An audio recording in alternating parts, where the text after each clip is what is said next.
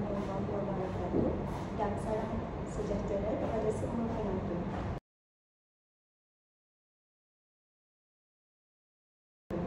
Saya Nona Ima Syakira Medianto, kelas BM4 daripada kampus Datuk Razali Ismail serta dua orang rakan saya yang lain iaitu saudara. Saya Muhammad Ardania bin Muhammad Khairul, juga dari kelas BM4. Dan saya Muhammad Azim Hakimi bin Muhammad Amiruddin, juga daripada kelas BM4. Kumpulan kami akan membentangkan hasil analisis artikel kami yang bertajuk Penggunaan Bahasa Rancu dalam medium Twitter oleh generasi Z. Tugasan ini dijalankan di bawah dua kursus utama iaitu GPMK 1012, Komunikasi Lisan dan GWCP 1042, Penulisan Akademik dengan tema besar Komunikasi Lisan Asas Kualiti Interpersonal Siswa.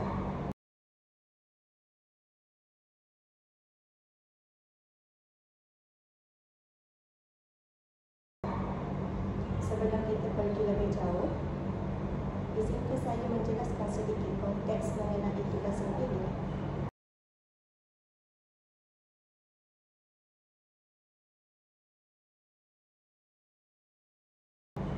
Tugasan ini memerlukan kami menganalisis keutuhan wacana, sumber rujukan dan kejelasan kandungan dalam satu artikel jurnal akademik serta mengaitkannya dengan kemahiran komunikasi lisan yang berkesan. Kami telah memilih satu artikel yang menarik daripada Jurnal Pendidikan Bahasa Melayu terbitan Universiti Kebangsaan Malaysia pada tahun 2022, hasil penulisan Zakaria dan Baharudin.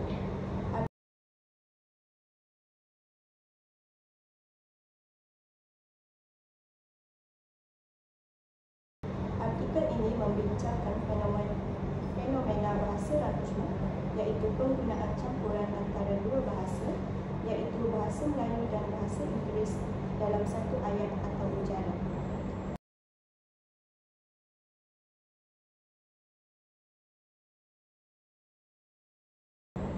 Betul tu Naimah. Kalau kita lihat realitinya, fenomena ini memang sangat ketara dalam kalangan generasi Z, terutamanya di aplikasi Twitter yang kini dikenali sebagai X. Tamsilnya, ramai pengguna menulis caption seperti "I rasa macam penat gila today" atau "Tolonglah, I cannot dengan perangai dia". Inilah contoh bahasa rancu di mana dua bahasa digunakan secara berselang-seling. Kajian ini amat relevan sebab ia bukan sekadar memerhati gaya bahasa tetapi juga mencerminkan identiti, linguistik dan budaya komunikasi anak muda masa kini.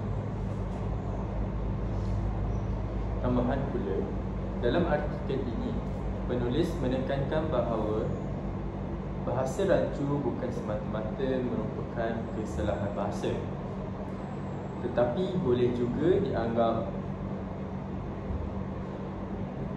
sebagai cerminan kreativiti linguistik dalam komunikasi digital.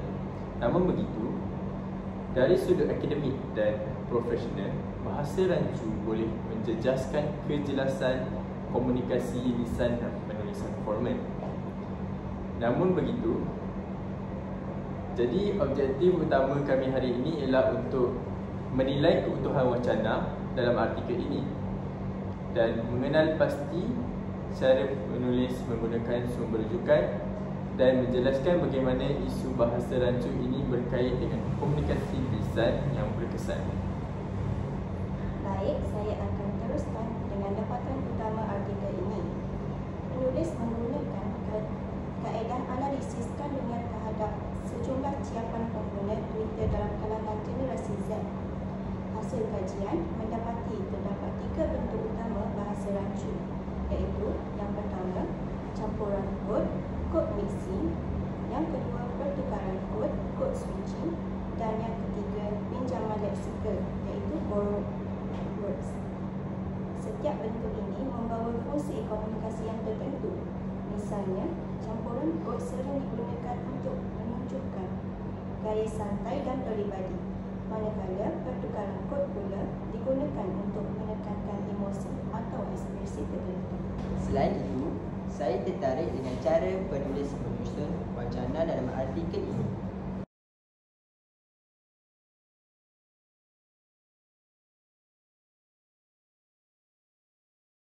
Setiap bahagian seperti pendahuluan, tinjauan literatur, metodologi, analisis dan rumusan disusun secara logik dan tersusun.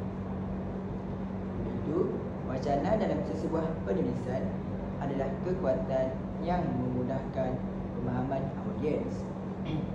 Roslan Baki 2003 menjelaskan, wacana boleh dianggap sebagai penggunaan bahasa dalam konteks yang membawa makna. Menurut Roslan Baki, dalam konteks penulisan wacana, wujud apabila berlaku komunikasi antara teks dan pembaca.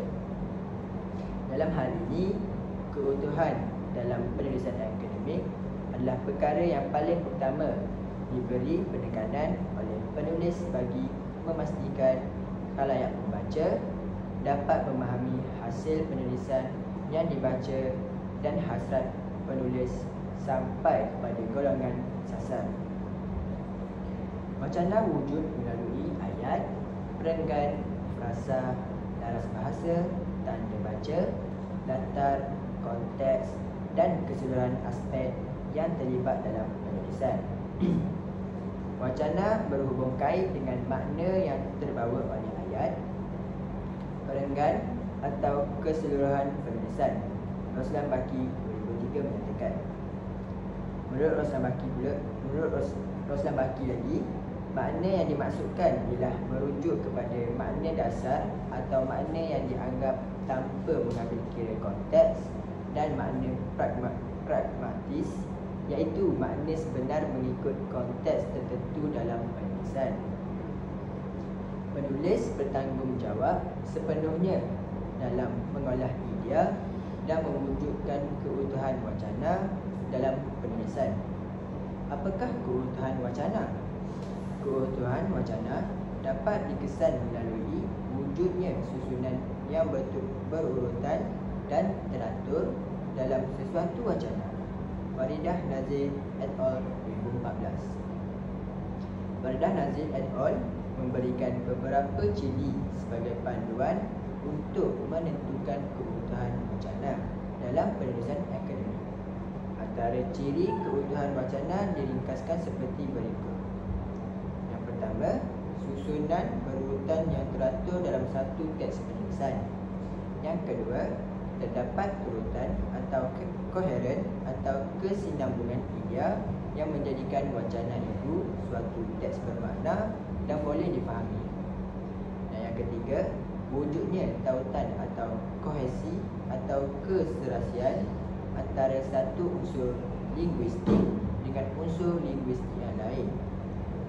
Dan yang terakhir, yang keempat, terdapat penanda wacana dalam keempat-empat jenis keutuhan, iaitu semantik, leksikal, gramatikal dan fonologi. Suatu teks atau artikel hanya dianggap sebagai sebuah wacana jika mempunyai ciri-ciri yang utuh. Faridah Nazir et al. 2014. Menurut Faridah Nazir et al., sesebuah wacana yang utuh mempunyai gabungan unsur-unsur penting yang bentuknya iaitu perkataan, klausa dan frasa. Setiap pandangan perlu dihujah dengan menggunakan perkataan yang sesuai dalam bidang dan menggabungkan dengan frasa-frasa pelengkap yang jelas maksudnya. Keutuhan semantik. Faridah Nazir et al. 2014 menjelaskan, keutuhan semantik sebagai hubungan yang wujud antara bahagian-bahagian wacana. Keutuhan melibatkan hubungan-hubungan antara klausa dengan ayat yang terdapat dalam hasil penulisan. Keutuhan semantik boleh difahami melalui dua jenis, iaitu yang pertama, hubungan semantik antara bahagian wacana. Hubungan ini merupakan hubungan yang melibatkan antara klausa atau ayat sahaja. Yang kedua, kesatuan latar belakang semantik. Keutuhan jenis ini merujuk kepada kesatuan melibatkan latar belakang yang terdiri daripada kesatuan topik, hubungan sosial, kesatuan idea penulis dan jenis media penyampaian. Keutuhan leksikal. Keutuhan leksikal melibatkan pertautan antara perkataan atau frasa secara semantik atau makna dalam sesebuah wacana serta melibatkan unsur pengulangan perkataan. Faridah Nazir et al. 2014. Menurut Faridah Nazir et al., keutuhan leksikal merujuk kepada hubungan antara bahagian wacana, iaitu antara perkataan atau leksikal dalam wacana tersebut. Faridah Nazir et al. Menyenaraikan 6 jenis hubungan yang bentuk leksikal, iaitu yang pertama, pembuka dan penutup. Yang kedua, antonim. Yang ketiga, hiponim. Yang keempat, kolokasi. Yang kelima, persamaan leksikal atau sinonim. Dan yang keenam, pengulangan. Seterusnya, bagi keutuhan gramatikal, umumnya gramatikal itu bermaksud nahuan atau tata bahasa, manakala makna gramatikal merupakan makna yang muncul akibat proses gramatikal. Abdullah Yusuf 2009 menjelaskan bahawa makna gramatikal adalah bidang kajian semantik yang mengkaji makna yang hadir daripada proses gramatikal seperti pembukaan, penggandaan dan pemajmukan. Faridah Nazir et al. 2014 menjelaskan keutuhan gramatikal merupakan hubungan wacana yang berkaitan dengan tata bahasa. Menurut Faridah Nazir et al., terdapat 4 jenis keutuhan gramatikal dalam sesuatu wacana yang terdiri daripada: yang pertama, penanda rujukan; yang kedua, penanda penggantian; yang ketiga, penanda elipsis; dan terakhir, penanda penghubung. Dan akhir sekali, keutuhan fonologi. Fonologi adalah kajian tentang bunyi sebutan dalam sesuatu bahasa. Kamus Dewan 2007 mengatakan bahawa keutuhan sebagai perihal tentang sifat atau keadaan utuh, kebulatan atau kesempurnaan. Keutuhan fonologi yang terdapat dalam sesuatu wacana lisan dapat dilihat dari segi hentian suara, nada suara dan intonasi suara. Faridah Nazir et al. 2014. Keutuhan fonologi digunakan untuk menyimpulkan hubungan semantik yang berbeza-beza antara bahagian-bahagian wacana. Dalam wacana tulisan, unsur-unsur paralinguistik ini ialah alat yang digunakan untuk memperjelaskan persembahan wacana. Dalam wacana tulisan, alat-alat tersebut ialah tanda baca seperti nokta, koma, tanda soal, titik bertitik dan sebagainya. Dalam wacana lisan pula, ekspresi wajah iaitu keadaan air muka serta gerakan tangan dan badan merupakan alat-alat untuk membantu memahami ujaran. Malah, penulis turut menggunakan peralihan India yang lancar, contohnya melalui penanda wacana seperti selain itu, oleh itu, sehubungan dengan itu dan sebagainya. Ini menunjukkan keutuhan wacana yang tinggi kerana setiap hujah disokong dengan bukti kajian terdahulu. Ya, betul. Dari segi kejelasan kandungan, penulis berjaya menjelaskan konsep bahasa rancu dengan contoh yang relevan dan mudah difahami.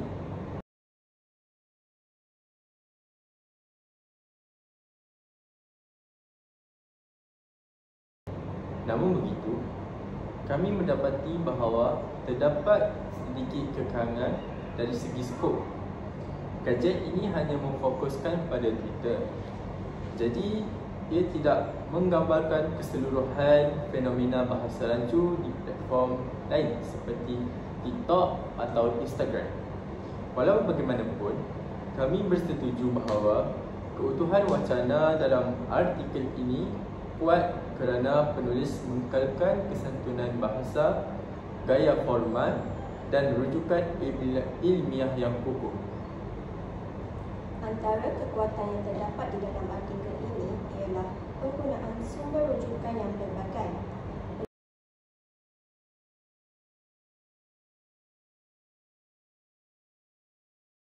Penulis memetik kajian linguistik daripada pelbagai sarjana seperti Asma Haji Omar dan Hashim Musa untuk menyokong hujah mereka. Ini menunjukkan tahap intertekstualiti akademik yang tinggi di mana penulis mempunyai kemampuan untuk mengaitkan teks sendiri dengan teks orang lain. Sekarang, saya akan sambung dengan kaitan antara kajian ini dengan kemahiran komunikasi lisan berkesan. Dalam konteks GPMK 1012, komunikasi lisan berkesan perlu mempunyai ciri-ciri seperti kejelasan mesej, empati, kesopanan dan penggunaan bahasa positif.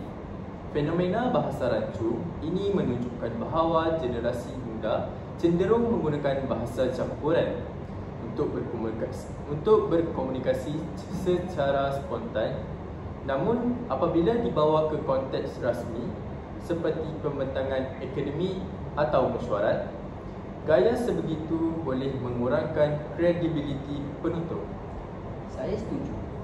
Dalam komunikasi lisan, penggunaan bahasa haruslah menghormati konteks dan audiens. Kalau kita berinteraksi dengan rakan sebaya, mungkin penggunaan bahasa rancu boleh diterima. Namun begitu, apabila kita bercakap dengan pensyarah, majikan atau khalayak umum, bahasa rasmi lebih sesuai digunakan supaya dapat menunjukkan imej profesional dan matang. Selain itu, aspek intonasi, kelancaran pertuturan dan ekspresi wajah juga memainkan peranan penting dalam menyampaikan mesej dengan berkesan. Kesimpulannya, kajian ini memberikan gambaran yang menarik tentang cara bahasa Melayu berkembang dalam konteks digital. Walaupun fenomena bahasa rancu sering dipandang negatif, ia sebenarnya menunjukkan dinamika dan kreativiti generasi muda. Namun begitu, kita sebagai pelajar universiti perlu sedar bahawa dalam situasi formal, bahasa yang santun dan jelas adalah tunjang kepada komunikasi berkesan. Tepat sekali, bahasa mencerminkan identiti dan kepribadian kita. Oleh itu, kita harus seimbang antara fleksibiliti tata berbahasa di media sosial dan keutuhan bahasa dalam konteks rasmi. Sekian sahaja pembentangan daripada Kumpulan kami bertajuk Penggunaan Bahasa Rancu dalam Medium Twitter oleh Generasi Z. Kami mengucapkan terima kasih atas perhatian anda semua. Wassalamualaikum warahmatullahi wabarakatuh.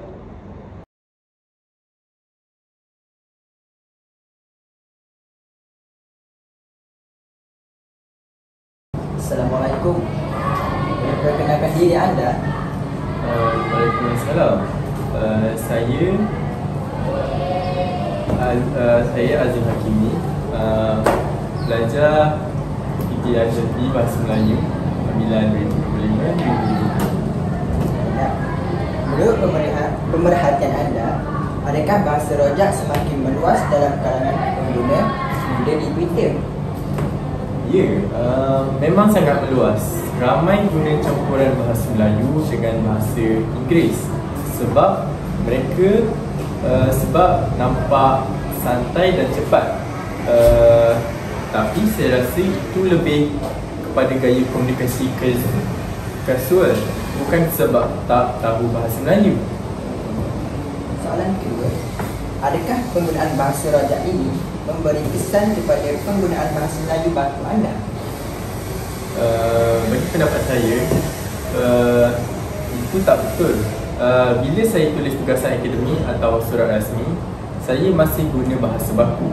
Jadi, saya rasa konteks menentukan cara kita berbahasa.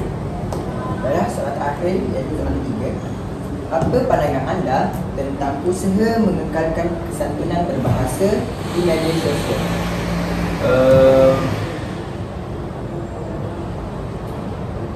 Ya, saya sangat setuju. Walaupun kita nak nampak fun, tapi nada dan perkataan mesti dijaga. Kesantunan bukan pada bahasa baku semata-mata, tapi juga cara kita menulis dan menghormati orang lain. Terima kasih. Itu sahaja.